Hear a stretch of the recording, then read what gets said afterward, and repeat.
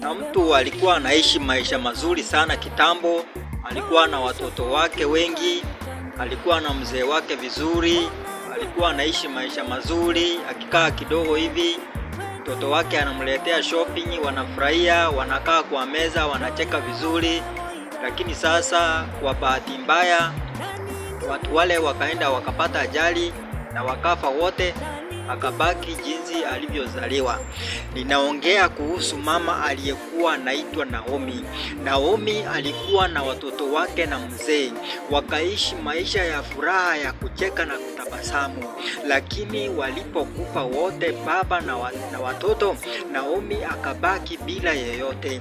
Aliporudi kwao nyumbani, watu wake walipomshangilia Naomi amerudi, Naomi akasema, wacheni kuniita Naomi kwa sababu nilipunguzwa, sifai tena.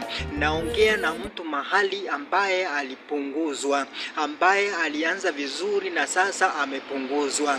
Mama, wacha kulia. Baba, wacha kushinda ukilia.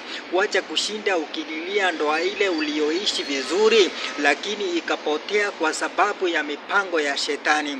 Nimekuja kwako kukufariji kama watu wale wakina Naomi ambao walikuja karibu na yeye kumshangilia. Kile ambacho hawakujua ni kwamba Naomi alikuwa ameyapitia. Wakamfuta machozi, wakamwambia Naomi, wacha kulia. Akasema, msiniite Naomi, badala ya Naomi niiteni Mara, maanake nimeyapitia.